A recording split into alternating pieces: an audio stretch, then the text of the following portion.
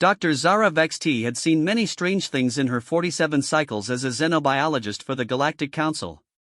She had studied the crystal-based lifeforms of Kepler 442b, documented the gaseous intelligence of the Nebula Collective, and even witnessed the birth of a silicon-based organism on the volcanic world of Pyros 3.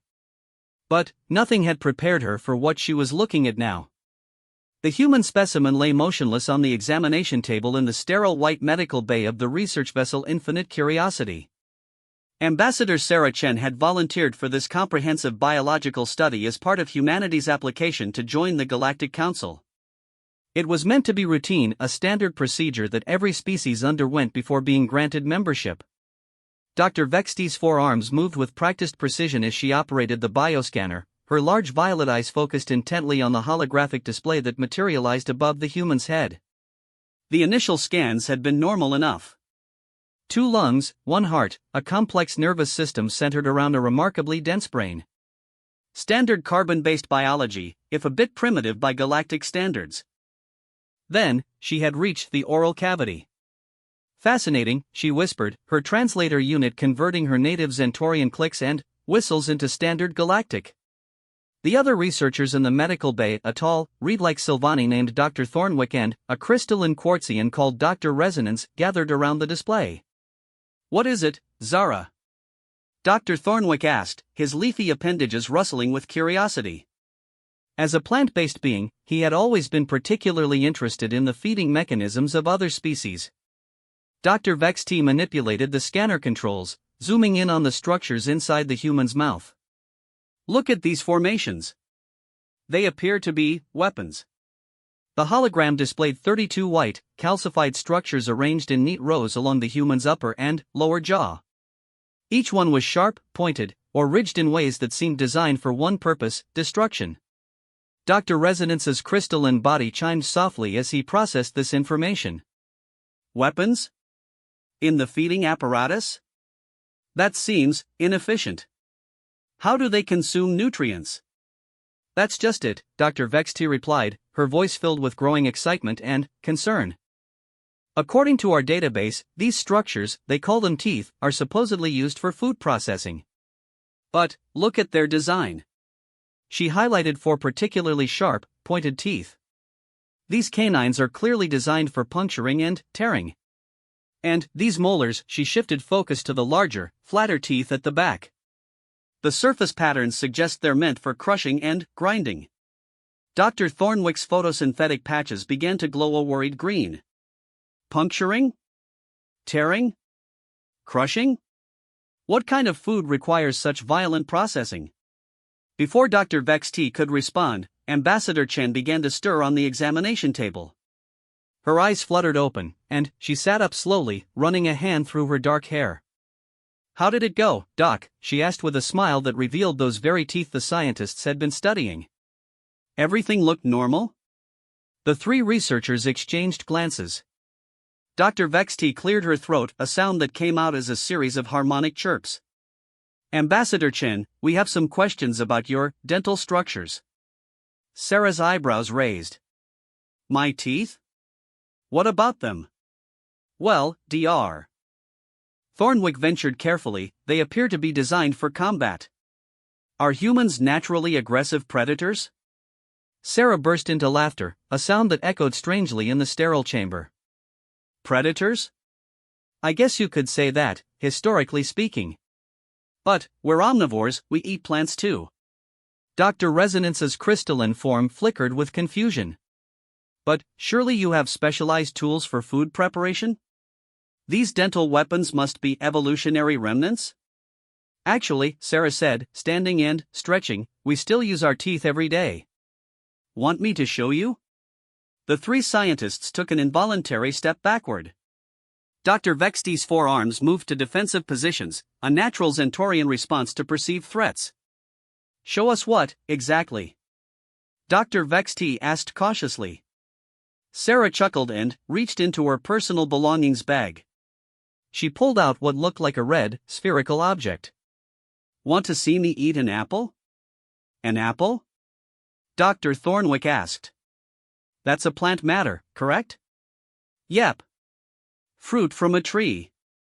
perfectly harmless. Sarah took a large bite, her teeth cleanly slicing through the fruit's skin and flesh with a crisp crunch.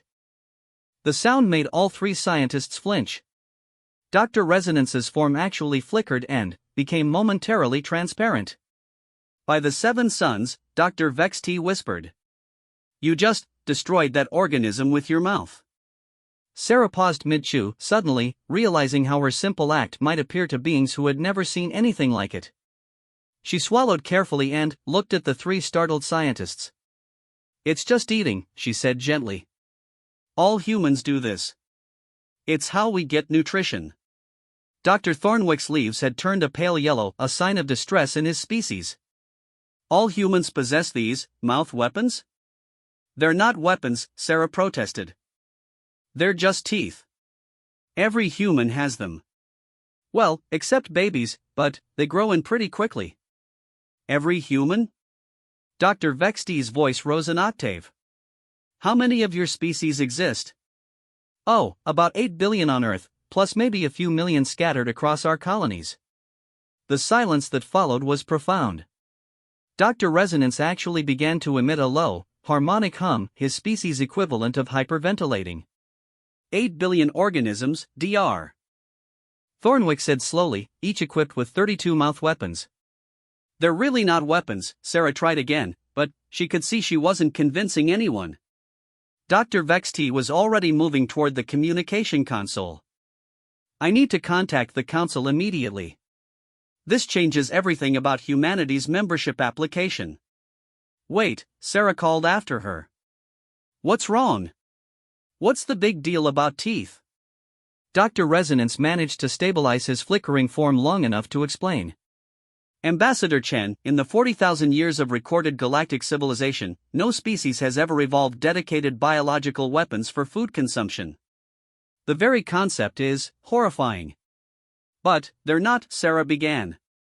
The Grokthani have acid sacs for dissolving minerals, Dr. Thornwick interrupted, his voice shaky. The Vorthan have magnetic manipulation organs for gathering metal particles. The Nebulan Collective absorbs energy directly from stellar radiation. But none of us have ever needed to attack our food. Sarah looked around at the three terrified scientists, finally, beginning to understand their perspective. She had never considered that her teeth might seem threatening to species that had evolved completely different feeding mechanisms. Dr. Vexty was speaking rapidly into the communication console in her native tongue, her translator occasionally picking up phrases like biological weapons and potential threat assessment. Look, Sarah said, stepping forward carefully, which caused all three scientists to immediately step back. I know this seems scary, but humans aren't violent. Well, not anymore. Mostly. We've evolved past our aggressive tendencies. Past them? Dr. Resonance chimed. But you still possess the weapons. Evolution doesn't work that fast, Sarah explained. Our teeth are just leftovers from when our ancestors needed them for survival. We're not dangerous. Dr. Thornwick's photosynthetic patches were now flashing between yellow and red extreme distress. Not dangerous? You just demonstrated the ability to destroy living tissue with your mouth. It was an apple. It was violence. The communication console crackled to life, and a holographic projection of High Counselor Meridian appeared, a tall, graceful being with flowing tendrils where a human might have hair. Her species, the ethereals, were known for their calm wisdom and pacifist nature. Dr. Vexty, the High Counselor's melodious voice filled the medical bay. I've received your preliminary report. Are you certain of these findings? Dr. Vexty bowed respectfully, all four arms crossed over her chest. Absolutely certain, High Counselor. The human species possesses what can only be described as biological weapon systems integrated into their feeding mechanism. High Counselor Meridian's large, luminous eyes shifted to focus on Sarah. Ambassador Chen. Is this accurate? Sarah felt suddenly very alone and very misunderstood. High Counselor, with all due respect, I think there's been a misunderstanding. Humans don't consider teeth to be weapons. They're just part of how we eat.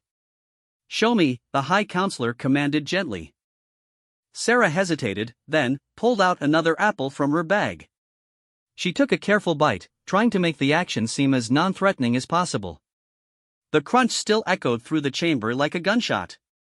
High Counselor Meridian's tendrils rippled in what Sarah had learned was a sign of deep concern. Remarkable. And all humans possess these teeth? Yes, ma'am. Even your younglings? Well, babies are born without teeth, but they start growing them at around 6 months old. The High Counselor's tendrils went completely still, a sign of shock. Your infants develop weapons? They're not weapons, Sarah said, her voice rising in frustration. They're for eating. How do your species eat without teeth? Dr. Thornwick managed to speak despite his obvious distress.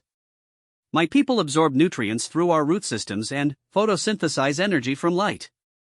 No violence required. Dr. Resonance's crystalline body chimed softly. The Quartzians consume minerals through harmonic resonance, breaking down atomic bonds through sound. Dr. Vexti added, Zentorians filter feed microscopic organisms through specialized gills. No destruction necessary.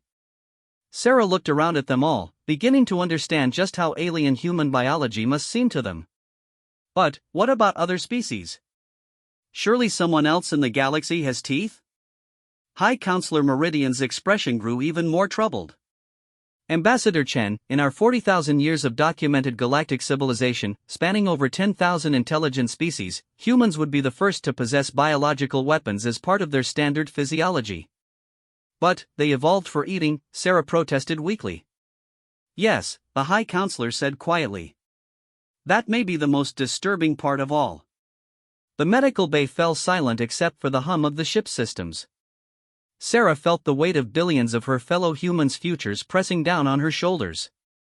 Everything they had worked for, peaceful contact with galactic civilization, sharing of knowledge and technology, an end to humanity's isolation in the cosmos, all of it was now threatened by something as simple as teeth. High Counselor, Sarah said carefully, what happens now? High Counselor Meridian's tendrils moved in slow, thoughtful patterns. The Council must convene an emergency session. This discovery raises fundamental questions about humanity's compatibility with galactic civilization. A species that evolved biological weapons for the purpose of food acquisition represents something we've never encountered before. But we're peaceful, Sarah insisted. We've ended wars, eliminated poverty, cured diseases. We've spent the last 2 centuries building a better world. And yet, Dr. Vexti said quietly, you still carry the weapons of your ancestors. Dr. Resonance flickered again.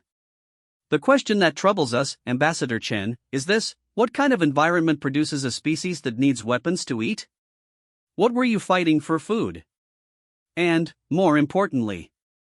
He paused, his crystalline form growing brighter with anxiety.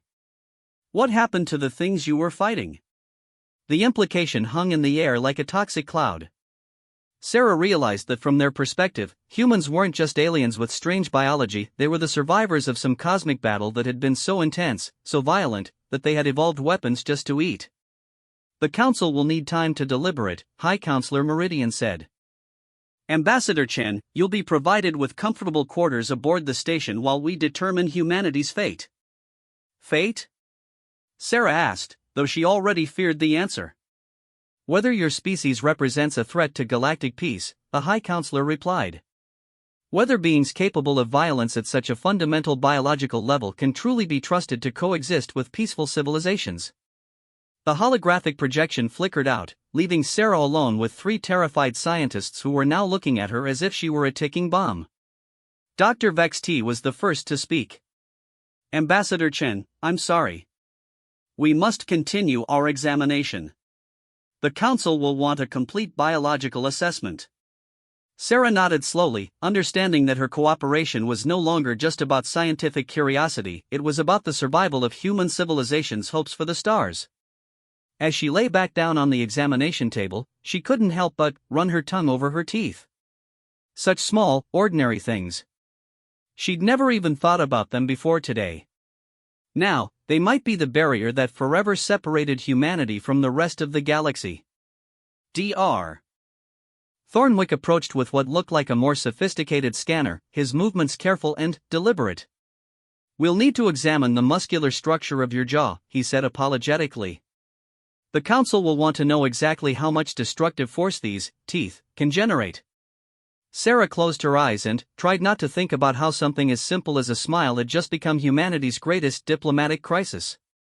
Outside the medical bay's viewport, the stars wheeled silently in their ancient patterns, indifferent to the drama unfolding within the small research vessel. Somewhere among those stars was Earth, where 8 billion humans went about their daily lives, completely unaware that their teeth had just put their species on trial for crimes they didn't even know they had committed. The bioscanner hummed to life again, and Sarah felt the familiar tingle of its energy field as it mapped every fiber of her jaw muscles, calculating bite force and measuring the density of her tooth enamel. Each measurement was another piece of evidence in a case she was only now beginning to understand. Dr. Vexte's voice was clinical and detached as she recorded her findings. Subject demonstrates significant muscular development in the masseter and temporalis regions. Estimated bite force approximately 1500 newtons. Tooth enamel density suggests capability for sustained aggressive use. 1500 newtons? Dr. Resonance chimed in alarm. That's enough force to crush most biological materials. Sarah wanted to point out that it was also just enough force to bite into a sandwich, but she sensed that this wasn't the time for humor. The situation was clearly beyond anything she had been prepared for as a diplomat. As the examination continued, Sarah found herself thinking about humanity's long journey to the stars. The centuries of war and conflict that had marked their early history, followed by the gradual emergence of peace and cooperation. The development of technologies that had eventually led them to discover they weren't alone in the universe. The careful, respectful first contact protocols they had developed. The years of patient communication that had finally led to this invitation to join galactic civilization. All of it was now threatened by evolutionary biology that humanity had never even considered might be unusual. The irony wasn't lost on her. Humans had spent so much effort proving they were peaceful, showing their art and music and literature, demonstrating their capacity for love and compassion and cooperation. But none of that mattered now, because their bodies told a different story, a story written in calcium and enamel, a story that spoke of ancestors who had fought for every meal. Dr. Vexte continued her examination, her 4 hands moving with careful precision as she documented every aspect of human dental structure. Sarah could see the fear in the scientist's eyes, mixed with a professional fascination that couldn't quite be suppressed. "The root structure is remarkably deep," Dr. Vexte murmured. "These weapons are designed to withstand significant force and trauma. They're built for sustained combat." "Sustained combat," Sarah repeated quietly. "For eating." The 3 scientists exchanged another of their meaningful glances. Dr. Thornwick's photosynthetic patches had settled into a steady amber glow, a color Sarah had learned indicated deep concern. "Ambassador Chen," he said carefully, "perhaps you could help us understand your species' dietary evolution. What did your ancestors eat that required such aggressive feeding mechanisms?" Sarah thought about how to explain human evolution in terms that wouldn't make things worse. "Well, we evolved from omnivores. We ate both plants and meat. The teeth developed to handle different types of food, the front teeth for cutting, the canines for tearing, the molars for grinding. Meat," Dr. Resonance said, his crystalline form flickering again. "You consumed other living beings." "Well, yes, but so do lots of species." "It's not unusual for Ambassador Chen," Dr. Vexte interrupted gently, "it is unusual. Extremely unusual. Of the 10,000 species in our database, fewer than a dozen consume other biological entities, and none of them required specialized weapons to do so." Sarah stared at them. "What do you mean, none of them required weapons?" Dr. Thornwick explained, "The few carnivorous species we know use tools or technology for hunting. Or they evolved symbiotic relationships with other species. But built-in biological weapons for killing other creatures? That's unprecedented. And what troubles us most," Dr. Resonance added, "is that your teeth aren't just for killing. Based on their structure, they're designed for dismembering prey." Sarah felt a chill run down her spine.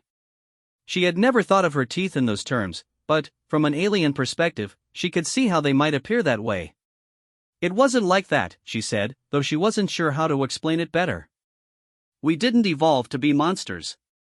We just adapted to survive in a competitive environment. A competitive environment, Dr. Vex T repeated, making notes. Tell us about this environment. What were you competing with? And there it was, the question that Sarah suddenly realized she didn't know how to answer in a way that wouldn't terrify them further. How could she explain the brutal reality of Earth's evolutionary history? The millions of years of predator and prey, the constant struggle for survival, the endless arms race between species trying to eat and species trying to avoid being eaten? How could she make them understand that humanity's teeth weren't a sign of inherent evil, but simply the result of evolving on a world where everything was trying to kill everything else? The bioscanner beeped softly, indicating that the examination was complete. Dr. Vexte studied the results with an expression that was becoming increasingly troubled. Ambassador Chen, she said finally, I need to ask you something, and I hope you'll answer honestly. Of course. Are humans the dominant species on your home planet? Sarah nodded. Yes, we are now. Now. Dr. Thornwick's leaves rustled ominously. What happened to the other species? Sarah realized she was walking into another minefield. How could she explain mass extinctions, habitat destruction, and the countless species that had disappeared as humanity rose to dominance? How could she make them understand that humans had eventually learned to be better stewards of their world, but only after making so many mistakes? Some species went extinct, she said carefully. Some due to natural causes, some due to human activity. But we've learned from our mistakes. We've established conservation programs, protected habitats, brought species back from the brink of extinction. The three scientists were staring at her with expressions of growing horror. You eliminated your competition, Dr. Resonance said, his voice barely above a whisper. It wasn't intentional, you used your biological weapons to establish dominance over an entire planet, Dr. Vexte said, her forearms trembling slightly. No, that's not how it happened. We developed tools and technology. We didn't bite our way to the top of the food chain. But, even as she said it, Sarah realized how weak her protests sounded. From their perspective, humans were a species that had evolved weapons, used those weapons to dominate their world, and, then, developed even more sophisticated weapons to extend their reach beyond their planet. Dr. Thornwick was backing toward the exit, his photosynthetic patches now flashing red in alarm. I need to contact my government immediately. My people need to know about this. Wait, Sarah called, sitting up on the examination table. Please, let me explain, but her movement caused all three scientists to flinch and move toward the door. Sarah realized that from their perspective, she had just made what appeared to be an aggressive gesture while displaying her biological weapons. Please don't move suddenly, Dr. Vexte said, her voice carefully controlled. We understand you don't intend to threaten us, but your physiology is alarming. Sarah forced herself to remain perfectly still. I'm not dangerous. Humans aren't dangerous. We've evolved beyond our primitive instincts. But, you still possess the tools of those instincts, Dr. Resonance pointed out. And if your species could dominate an entire planet using those tools. The implication hung in the air between them. Sarah suddenly understood that this wasn't just about teeth anymore. It was about what those teeth represented, a species that had fought its way to the top of its world's hierarchy and was now seeking to expand into the galaxy. The door to the medical bay slid open, and Ambassador Chen heard the hurried footsteps of the three scientists as they fled to report their findings. She was left alone with the bioscanner data and the growing realization that humanity's first contact with galactic civilization might also be its last. Through the viewport, the stars continued their eternal dance, indifferent to the crisis unfolding aboard the tiny research vessel. Somewhere among those distant lights, the Galactic Council would soon be deliberating humanity's fate based on the shape and function of 32 small pieces of calcified tissue. Sarah touched her teeth with her tongue again, marveling at how something so ordinary could have such extraordinary consequences. She wondered if this was how it always happened, if civilizations were judged not by their intentions or their achievements, but by the evolutionary baggage they carried forward from their primitive past. The communication console chirped softly, and Sarah realized she needed to contact Earth immediately. Humanity's leaders needed to know that their application for galactic citizenship had just become a trial for species survival, and the evidence against them was literally written in their bones. 3 days had passed since the disastrous examination aboard the research vessel Infinite Curiosity. Sarah Chen sat in her assigned quarters on Council Station Harmony, staring out at the massive structure that housed the governing body of galactic civilization. The station was a marvel of engineering, a crystalline sphere 20 kilometers in diameter, its surface shimmering with the combined technologies of 1,000 different species. It should have been inspiring. Instead, it felt like a prison. The quarters were comfortable enough, designed to accommodate a wide variety of alien physiologies. The room could adjust its atmosphere, gravity, and even the fundamental physical laws within certain parameters. Sarah had set it to Earth normal conditions, but even that small comfort couldn't ease the growing dread in her stomach. Her personal communication device had been confiscated for security reasons, leaving her cut off from Earth and unable to warn her people about the crisis developing around them. All she could do was wait for the Council's decision and try not to think about what would happen if they deemed humanity a threat to galactic peace. The door chimed softly, and Sarah looked up to see a figure she didn't recognize, a tall, elegant being with iridescent skin that seemed to shift between blue and silver. The newcomer had 4 arms like Dr. Vex T, but was clearly from a different species. Where the Zentorian scientist was compact and efficient in her movements, this being moved with a flowing grace that reminded Sarah of dancers she had seen back on Earth. Ambassador Chen, the being said, their voice carrying musical undertones that the translator rendered as warm but formal. I am Counselor Fluxandra of the Chromatic Union. May I enter? Sarah nodded, standing and offering what she hoped was a respectful bow. Of course, Counselor. Please, come in. Fluxandra glided into the room, their skin shifting to a calmer blue-green hue. I wanted to speak with you before the Council reconvenes tomorrow. What I have to share, it may change everything. Change everything? Sarah asked, gesturing for the counselor to take a seat. What do you mean? Instead of sitting, Fluxandra moved to the viewport and looked out at the stars. Tell me, Ambassador Chen, what do you know about the history of galactic civilization? Sarah joined them at the window. I know that the Galactic Council was formed about 40,000 years ago, uniting peaceful species across the galaxy in cooperation and mutual understanding. That's the official history, Fluxandra said quietly. But it's not the complete truth.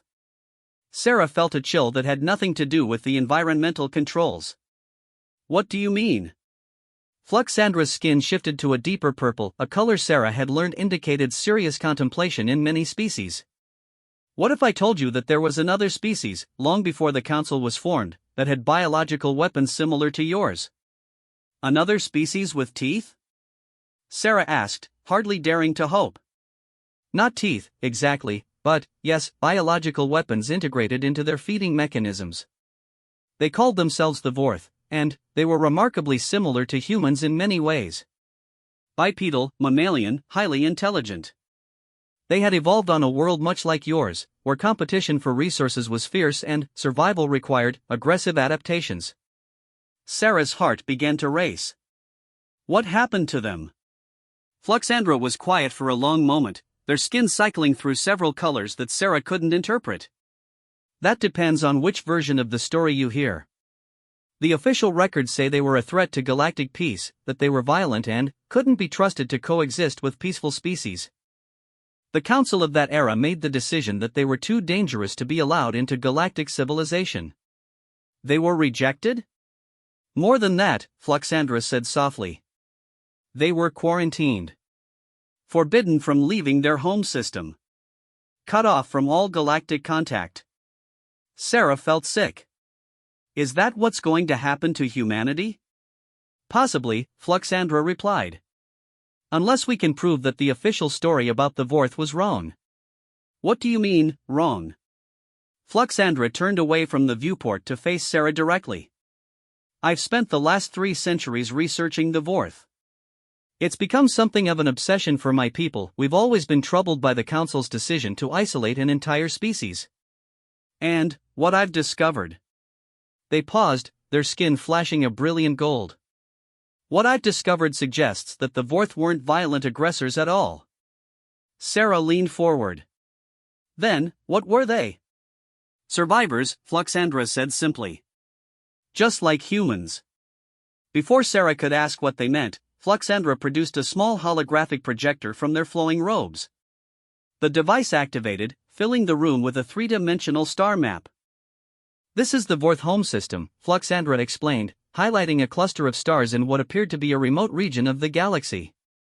We managed to send a long-range probe there about 50 years ago, despite the quarantine. What we found?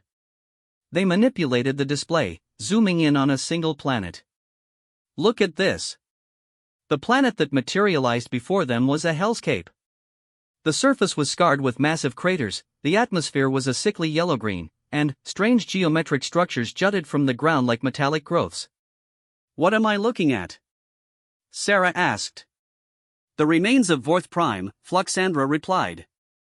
And evidence of what really happened to them. The hologram shifted, showing close-up images of the strange structures. As Sarah looked more closely, she realized they weren't natural formations, they were ruins, but unlike any architecture she had ever seen. These structures aren't Vorth-built, Fluxandra continued. They're too large, too geometric, too alien. Even by galactic standards. Then, who built them? Fluxandra's skin went completely black, a color that Sarah instinctively understood meant fear. We call them the Silence. They're not in any of our historical records, because they existed before recorded galactic civilization. Before the Council. Before any of us reached the stars. The hologram shifted again, showing what appeared to be fossilized remains embedded in the geometric structures. The creatures were massive, easily 3 times the size of a human, with elongated limbs and what looked like natural armor plating. The Vorth weren't aggressive predators, Fluxandra explained. They were refugees. The last survivors of a war that destroyed their entire civilization. Sarah stared at the images, her mind racing. A war with these Silence creatures? A war with something far worse, Fluxandra said grimly. The Silence were just the cleanup crew. The hologram changed once more, showing a series of archaeological diagrams. Sarah could see layers of destruction, as if the planet had been attacked multiple times by different forces. Our analysis suggests that Vorth Prime was invaded at least 7 different times over the course of several millennia. Each time, the Vorth managed to survive and rebuild.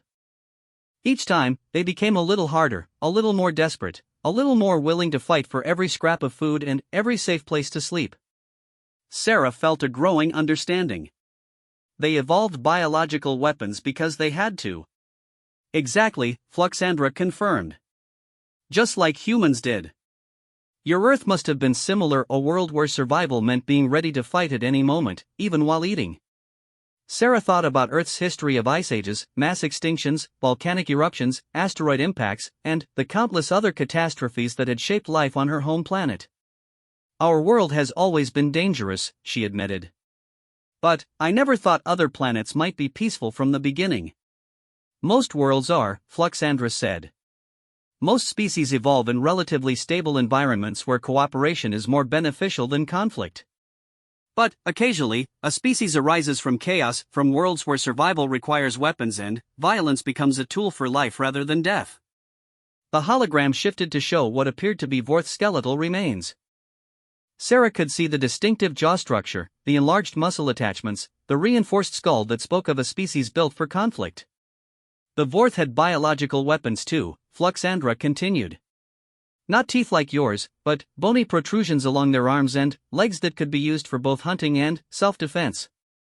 When they finally achieved spaceflight and made contact with the rest of the galaxy, the Council was horrified. Just like they are with us, Sarah said quietly. Just like they are with you. But, here's what the official records don't mention, the Vorth weren't trying to conquer anyone. They were asking for help. Fluxandra manipulated the display to show what appeared to be translation matrices. We managed to decode some of their final transmissions to the Council. They weren't threats or demands. They were pleas. Sarah felt tears forming in her eyes as she read the translated text that appeared in the hologram. We have fought for so long just to survive. Our children are born knowing only struggle. Please, we beg you show us how to live in peace. Teach us to lay down our weapons and know safety. Help us become something more than what our world made us.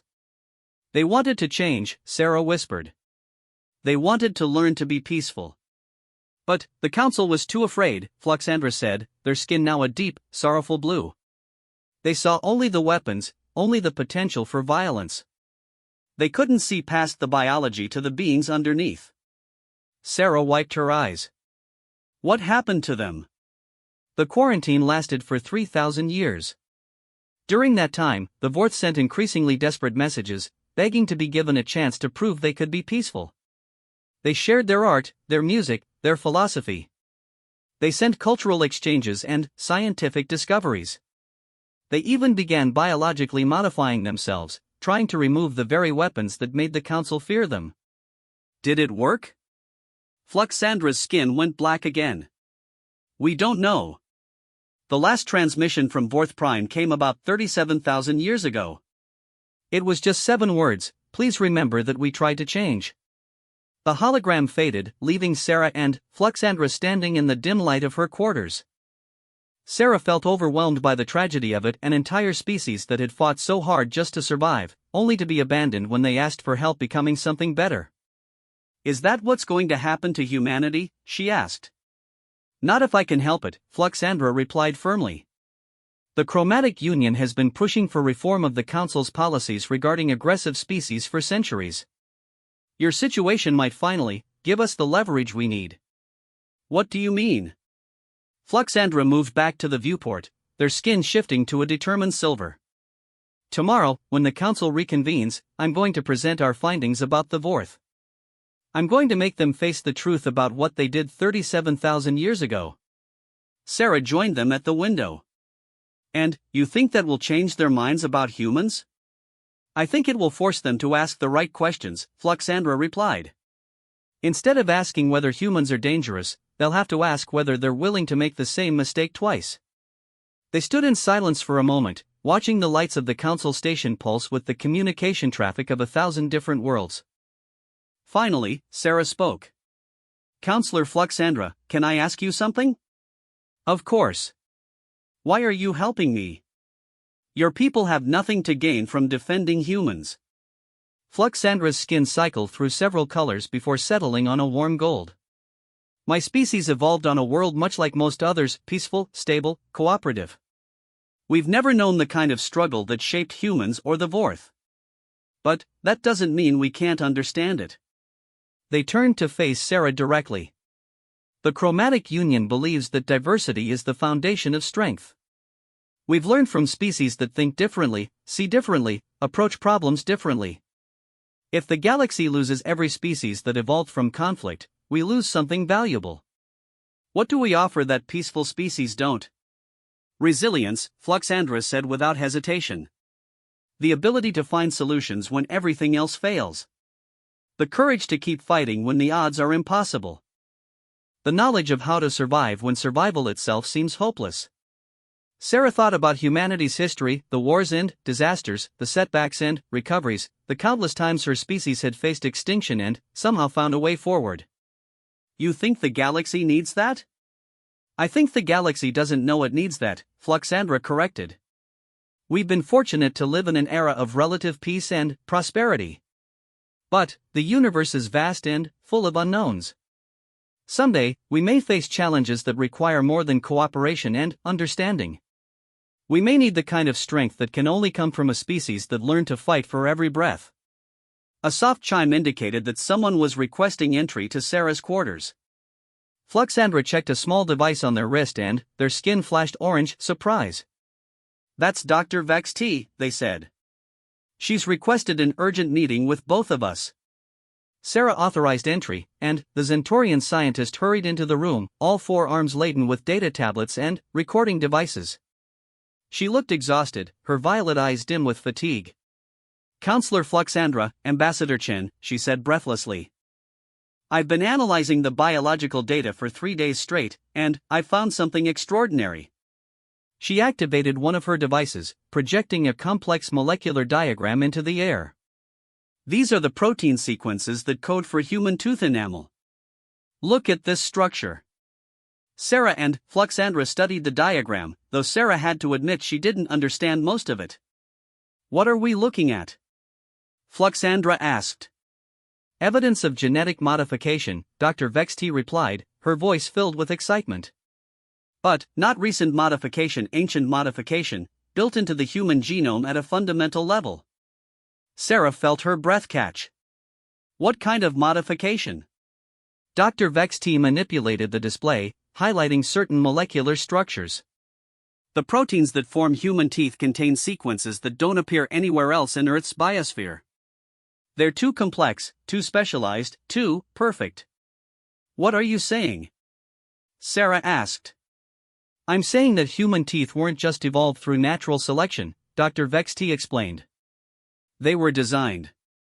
Engineered by someone with an understanding of molecular biology far beyond what early humans could have possessed. Fluxandra's skin went through a rapid series of color changes. Are you suggesting that humans were artificially modified by another species? That's exactly what I'm suggesting, Dr. Vexty confirmed. And, there's more. The modification wasn't random, it was defensive. She changed the display to show comparative analyses. I've been studying the bite force calculations, the enamel density, the root structure.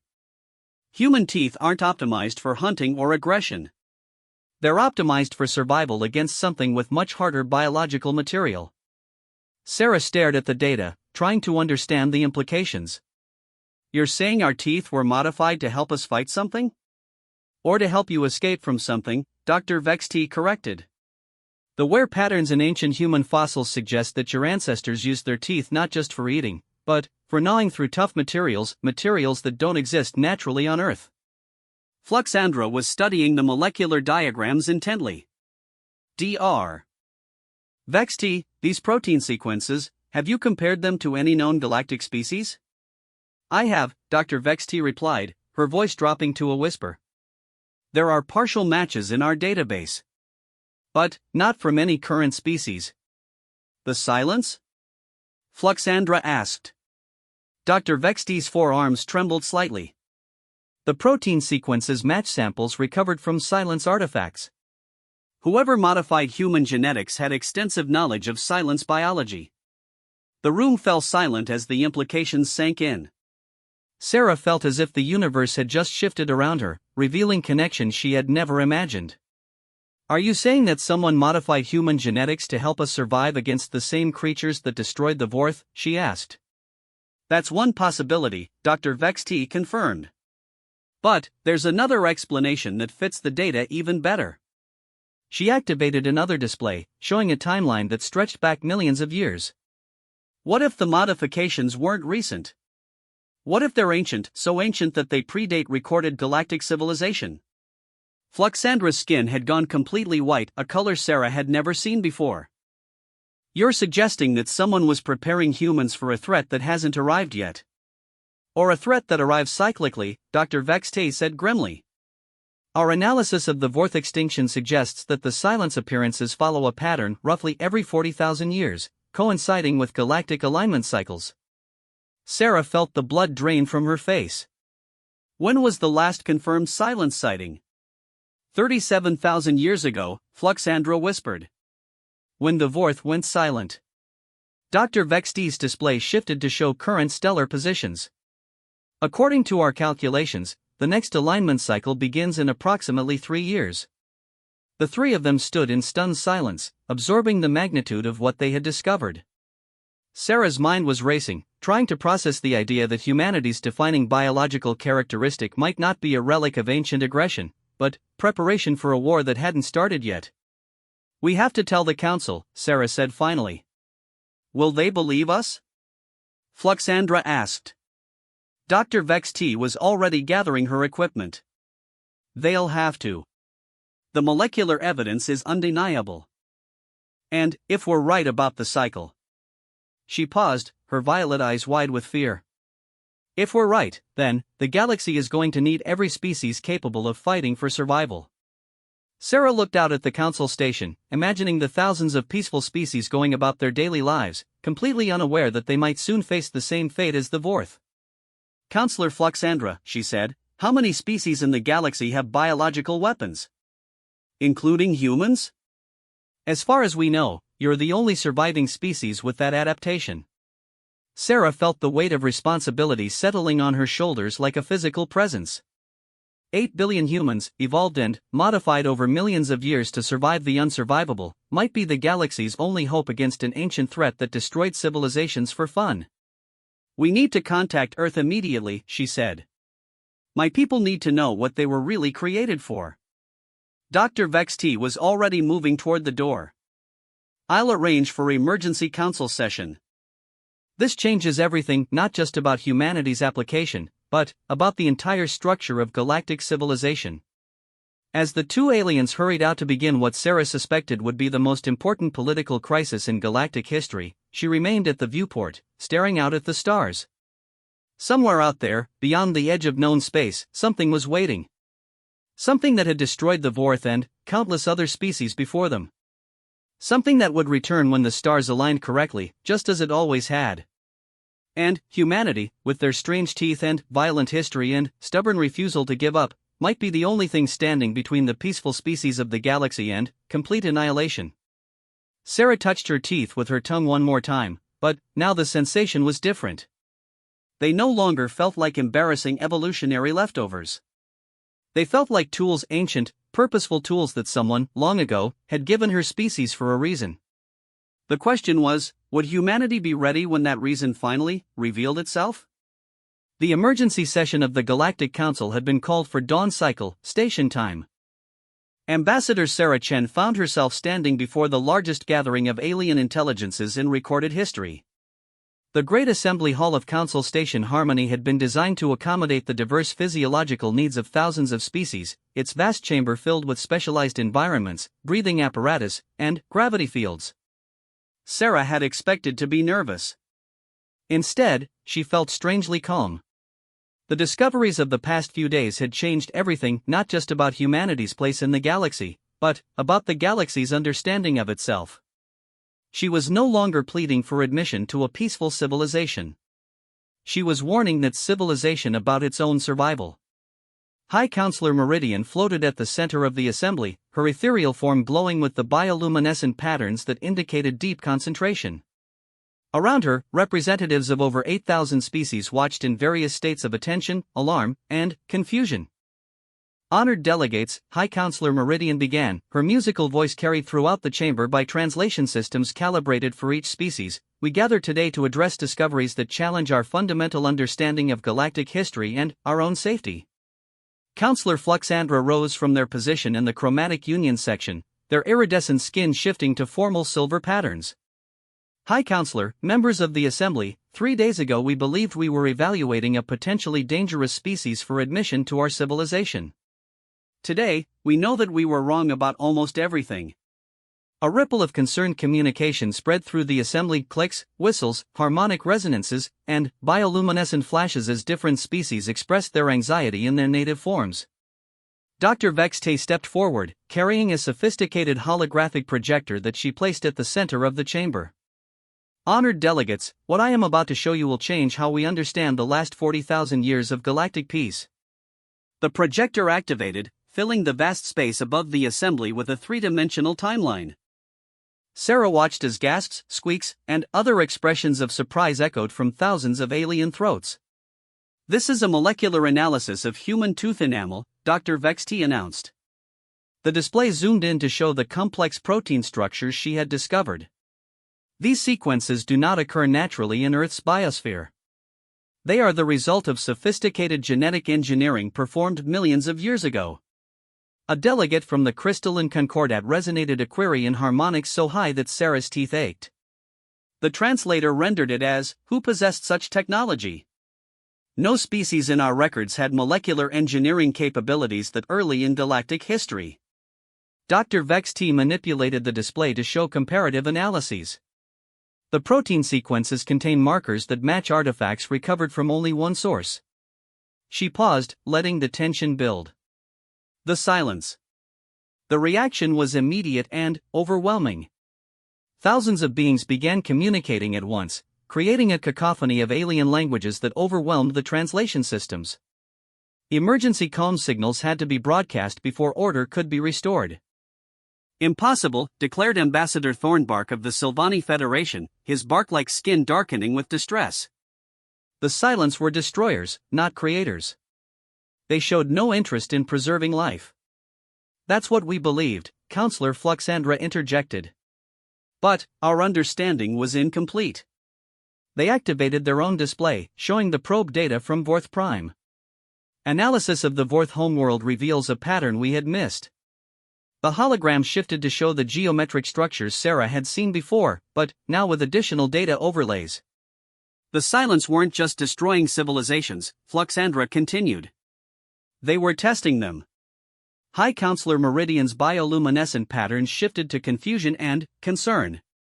"Testing them? For what purpose?" Dr. Vex T took over the presentation, her forearms dancing over the controls. "We believe the Silents were conducting a galaxy-wide selection process. They would attack a world, observe how its inhabitants responded, and then either destroy them completely or modify them." The display showed molecular markers from various extinct civilizations. "We found similar genetic modifications in fossil remains from 17 different worlds that were attacked by the Silents but whose populations survived." 17? High Counselor Meridian asked. "We only have records of 2 species that survived Silence encounters, the Vorth and, now humanity. Because the other 15 were so heavily modified that they no longer resembled their original forms," Fluxandra explained. "They became something new. Something that their own species didn't recognize when they achieved spaceflight." Sarah felt a chill as the implication became clear. "You're saying there are other species like humans? Other weapons species?" "We believe so," Dr. Vex T confirmed. "Species that evolved biological adaptations for warfare, then forgot why they needed them. Species whose aggressive tendencies were actually preparation for a specific threat." A new voice joined the conversation, deep, rumbling, and somehow ancient. Sarah turned to see a massive delegate that looked like a living mountain of crystalline formations. This was Elder Resonance of the First Harmonic, one of the oldest members of the Council. "I remember," the Elder said, their voice causing sympathetic vibrations in the station's structure. "Before the Council was formed, before the Great Peace, there were whispers. Stories of species that appeared suddenly, already armed, already dangerous. We called them the Forged." The assembly fell silent. Elder Resonance was over 20,000 years old, one of the few beings who had personal memories of pre-Council galactic civilization. "The Forged appeared without warning, without evolutionary history, fully adapted for warfare. We feared them. Some we drove away. Others we quarantined. A few." The Elder's form grew brighter with painful memory. "A few we destroyed, believing them to be threats to peace." Sarah felt sick. "How many?" "Dozens of species, over the millennia. All of them aggressive, all of them armed, all of them claiming to seek peace but carrying the tools of war in their very bones." Elder Resonance turned their attention to Sarah. "If our hypothesis is correct, we have been systematically eliminating our own defenders." High Counselor Meridian's patterns were cycling rapidly through confusion, fear, and regret. "Elder Resonance, are you suggesting that the Silents created multiple species specifically to defend against their own return?" "It would explain many inconsistencies in our historical records," the Elder replied. "Why did the attack stop so suddenly? Why did the Silents withdraw when they had achieved clear superiority? Perhaps because their work was complete." Dr. Vex T activated another display. "Our analysis suggests that the Silents operate on cycles tied to galactic rotation and stellar alignment. Every 40,000 years, when the galaxy reaches a specific configuration, they return to test their creations." The chamber erupted in chaos again. This time, the calm signals couldn't restore order. Species that had lived in peace for millennia were suddenly faced with the prospect of an ancient enemy returning to destroy everything they had built. Sarah found herself stepping forward, her voice somehow cutting through the noise. "Stop." The authority in her tone surprised even her. The assembly gradually quieted, thousands of alien eyes turning to focus on the small human woman at the center of the chamber. Fighting among ourselves won't solve anything, Sarah continued. If this is true, if the silence are really coming back, then we need to focus on what we can do about it. Ambassador Thornbark's leaves rustled with nervous energy. What can we do? You're talking about beings that destroyed civilizations for 40,000 years. What hope do we have against such power? Sarah looked around the chamber at the diverse collection of peaceful species. Maybe that's not the right question. Maybe we should be asking, what did the silence see in us that made them think we were worth preserving? Elder Resonance's crystalline form chimed with what might have been approval. Explain your reasoning, young human. If Dr. Vex-T is right, if the silence really were testing civilizations and modifying the survivors, then they weren't just creating weapons. They were creating something specific. Something they needed. Sarah paused, organizing her thoughts. What if the silence aren't the ultimate enemy? What if they're preparing us for something worse? The chamber fell completely silent. Sarah could hear the hum of the station's life support systems, the whisper of artificial atmosphere, the distant vibration of the massive structure rotating in space. High Counselor Meridian spoke first. Ambassador Chen, what are you suggesting? I'm suggesting that maybe the silence are from this galaxy originally. Maybe they're the survivors of some ancient catastrophe, and they've been preparing defenses for thousands of years against something that's coming from outside. Dr. Vex-T's violet eyes widened with understanding. The protein modifications in human genetics, they're not just designed for combat against silence biology. They're designed for something else. Something we've never seen. Counselor Fluxandra's skin was cycling through rapid color changes. If humans and the other forged species were created to fight extragalactic threats, then we need to find them, Sarah finished.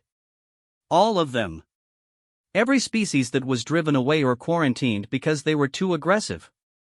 Every civilization that appeared without warning, already armed. Elder Resonance's form brightened considerably. A gathering of weapons, forged by the silence for a purpose we don't yet understand. But, how many are left? High Counselor Meridian asked. How many of the forged survived our fear and prejudice? Dr. Vex-T was already working on her displays. I can modify our long-range sensors to look for the specific genetic markers we've identified. If there are other forged species out there, we should be able to find them. And if they refuse to help, ask a delegate from the Peaceful Worlds Alliance. If they've learned to hate us for our past treatment? Sarah thought about humanity's long history of conflict and reconciliation. Then, we'll have to prove that we've changed. That we understand our mistakes and want to do better. The humans will serve as ambassadors, High Counselor Meridian decided. You understand both sides, the perspective of a forged species and the reality of galactic civilization. You can bridge the gap. Sarah felt the weight of responsibility settling on her shoulders again. What about Earth? My people don't know any of this. They will, Counselor Fluxandra promised. We'll send a full diplomatic mission to Earth immediately.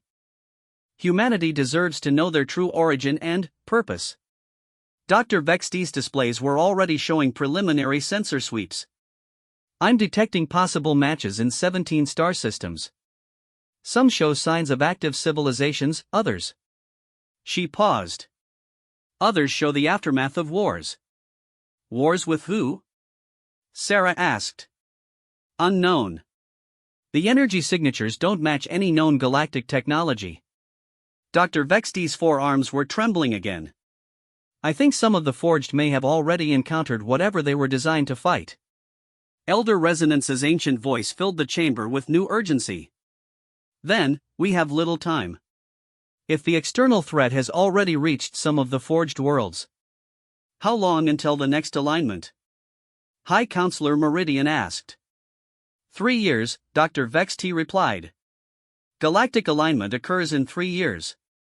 The chamber erupted in activity as thousands of species began preparing for the largest mobilization in galactic history. Trade routes were reorganized to support military production.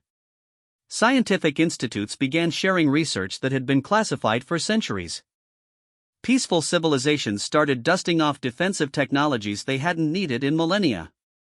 But, through it all, Sarah found herself thinking about the real irony of the situation. Humanity had spent decades trying to prove they were peaceful enough to join galactic civilization. Now, that same civilization was depending on humanity's capacity for violence to save them all. Ambassador Chen, High Counselor Meridian approached her as the formal session ended. Are you ready for this responsibility? To unite species that were scattered across the galaxy specifically because they were too dangerous to coexist? Sarah thought about her teeth, about the generations of humans who had fought and survived and struggled just to continue existing. High Counselor, humans have been preparing for this their entire evolutionary history. We just didn't know it yet. And if the other forged species refuse to cooperate? If they see us as the civilization that rejected them? Sarah smiled, and, for the first time since arriving at the station, she didn't try to hide her teeth. Then, we'll remind them that the enemy of my enemy is my friend. And, right now, we all have the same enemy. Over the next several hours, Sarah found herself at the center of the most complex diplomatic undertaking in galactic history. Ships were being prepared for long-range missions to contact the scattered forged species. Scientists were working around the clock to decode the genetic modifications that might hold clues about the coming threat. Military advisors who hadn't seen action in thousands of years were being pulled out of retirement to help plan defenses. And, through it all, the revelation that had started with a simple dental examination was reshaping how an entire galaxy understood itself. Dr. Vex T approached Sarah in the temporary command center that had been established aboard the station. Ambassador, I've been analyzing the protein sequences more carefully. I think I understand what the Silents were preparing us for. Sarah looked up from the star charts she had been studying. What did you find? The modifications aren't just about physical combat, Dr. Vex T explained. They're about survival in environments that don't support normal biological processes. Extreme radiation, toxic atmospheres, gravitational anomalies that would destroy standard biochemistry. You're saying we were modified to survive things that shouldn't exist in this galaxy? Exactly. Which means whatever is coming. Dr. Vex T paused, her violet eyes wide with fear and wonder. Whatever is coming isn't from around here. Before Sarah could respond, alarms began sounding throughout the station. Emergency beacons activated, filling the command center with urgent red light. Counselor Fluxandra rushed in, their skin flashing emergency patterns. We're receiving a transmission from the edge of the galaxy. Long-range sensors have detected massive energy signatures moving inward from intergalactic space. Sarah felt her breath catch. How massive? Fleet-sized, Fluxandra replied grimly. And, they're not stopping to communicate. Dr. Vex T's equipment was already tracking the incoming signals. Energy signatures matched the unknown technology we detected at some of the forged worlds. This is what they were fighting. Sarah looked around the command center at the panic beginning to spread among the peaceful species who had never faced a real threat. How long until they reach inhabited systems? At their current speed, Fluxandra calculated rapidly, approximately 18 months. 18 months, Sarah repeated. To find all the surviving forged species, convince them to help us, and prepare a defense against something that has destroyed civilizations for 40,000 years. Elder Resonance's massive form appeared in the command center, their crystalline structure resonating with determination. Then, we had better begin immediately. Sarah nodded, feeling the weight of 8 billion human lives, trillions of galactic citizens, and the future of civilization itself resting on her shoulders. But, for the first time since this crisis began, she wasn't afraid. She was ready. After all, this was what humans had been designed for. What they had been evolving toward for millions of years. Every war, every struggle, every moment of violence and survival and stubborn refusal to give up had been preparation for this moment. Sarah touched her teeth one final time, not as a gesture of nervousness or habit, but as a reminder of what she represented. She was the product of ancient wisdom and careful engineering, a weapon forged by entities who understood threats that hadn't yet revealed themselves. Dr. Vex T, she said, how quickly can you modify our communications systems to broadcast on frequencies that the forged species would recognize? Give me 6 hours, the scientist replied. Counselor Fluxandra, I need you to prepare a message that explains everything we've discovered. Make it clear that we know we made mistakes, but that we're ready to make amends. Fluxandra's skin shifted to determined silver. It will be done. Sarah turned to Elder Resonance. And, I need you to tell me everything you remember about the forged species. Their strengths, their territories, their reasons for leaving. If we're going to convince them to help us, we need to understand what they've been through. The ancient being's form brightened with something that might have been hope. Young human, I begin to understand why the Silence chose your species for preservation. You think like a warrior, but you plan like a diplomat. I think like a survivor, Sarah corrected. And, right now, that's what we all need to be. As the command center erupted in activity around her, Sarah found herself looking out through the station's transparent walls at the stars beyond. Somewhere out there, humanity was going about its daily business, unaware that their entire purpose was about to be revealed. Somewhere else, alien beings that had been modified and tested and forged into living weapons were preparing for a war they might not even understand yet. And, at the edge of the galaxy, ancient enemies were approaching with technology and power that had already destroyed countless worlds. Sarah smiled again, her teeth glinting in the command center's emergency lighting. Let them come. Humanity and their fellow forged had been waiting for this moment for 40,000 years. It was time to find out what they had been created to do. The Great Galactic War was about to begin, and, for the first time in their history, the peaceful civilizations of the galaxy had weapons of their own, weapons that had been hidden in plain sight, disguised as dangerous primitives and aggressive outcasts.